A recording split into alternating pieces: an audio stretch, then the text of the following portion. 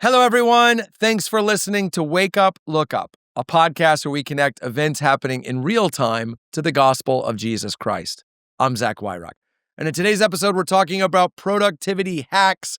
And we're asking the question, does God expect me to crush home life? This is prompted by an article I read in The Atlantic this week about a growing trend on social media, a lot on TikTok, about not just crushing your 9 to 5, your job, but crushing your 5 to 9, meaning when you get home, being just as productive in the things you do at home. And so what these influencers are showing is a routine that kind of mirrors workplace structure, encouraging task completion and systematizing your life so that when you get home, you're exercising, you're making dinner, you're prepping food for the next day, you're laying out your clothes so that you are just as hustling, just as moving at home as you are at work. And what's interesting is it's driving an online kind of debate over whether or not that's good. Should we keep ourselves in high gear at home, making sure we're getting the things done there at a high level, or should home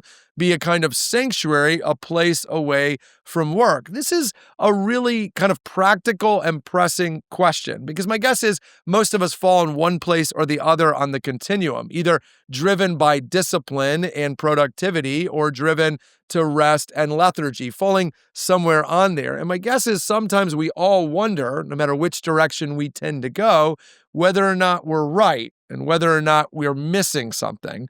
So what does the Bible say about home life productivity? Well, the answer might surprise you. It's a little nuanced.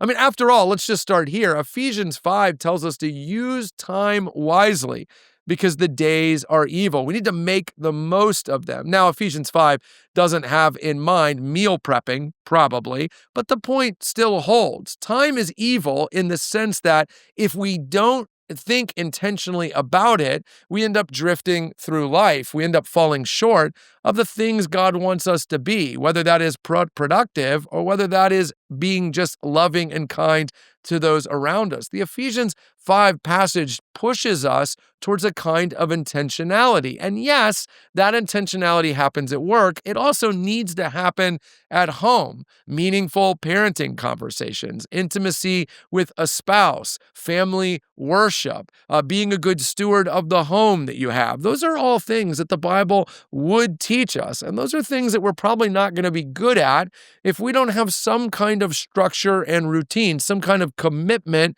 to doing them well.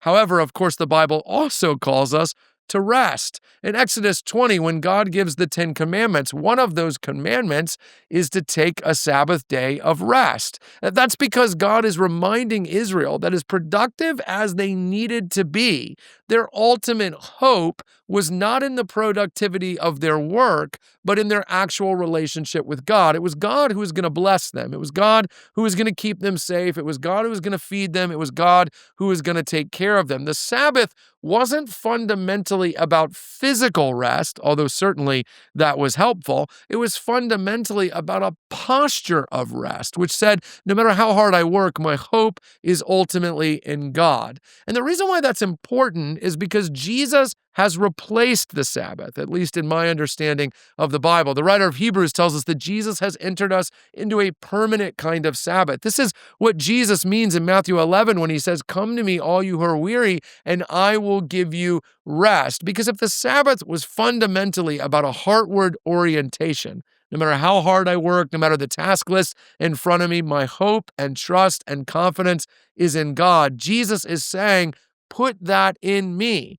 Jesus wants you to be a great mother. He wants you to be a great father. He wants you to be a good steward and a good neighbor and a good friend. But he doesn't want you to do any of those things from a place of lacking. He doesn't want you to do any of those things because if you fail to do those things, you are less than. Listen, rest is not about inactivity. It's about confidence that God is ultimately our source of all that we need, which is why sometimes productivity or resting, at least physically, can be an idol. Colossians 3:5 warns us against putting our confidence in anything other than Jesus, whether that is crushing our home life or whether that is relaxing. Some of us need to acknowledge that we relax not for rest, at least not mentally or spiritually. We relax for self-indulgence. Our bodies show that. Our budgets show that. We rest, but we're not actually rested. That's because we've made an idol of inactivity. And part of finding our rest in Jesus is trusting him when he tells us that getting up off the couch and doing something is actually going to make us feel better.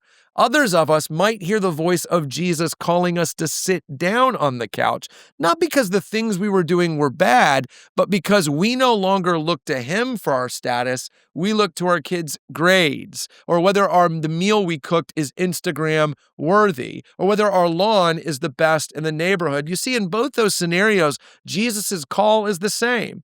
Find your identity in me. Find your status in me. You might crush being a mom today. You might be the worst at it. Still, you're a blood-bought, loved daughter of God because of Jesus. That's what the Bible means in Psalm 46 when it says to be still and know that he is God. Stillness is a heart posture. It happens on the couch. It can happen in the kitchen cooking dinner when we say to God, I'm doing what you've called me to do, but my hope, my confidence, my status, my identity is in you. Once again, this is a reminder that growth spiritually is eliminating the wrong voices, even sometimes our own, and replacing them with the voice of God, who sometimes calls us to work, who sometimes calls us to sit down, but always calls us to know that we are loved by him.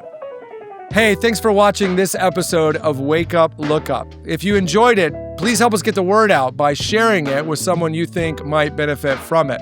And while you're here, make sure to subscribe to our YouTube channel to get further content, or even download the CCC app, where you'll find even more resources to help you grow in your faith and relationship with Jesus Christ.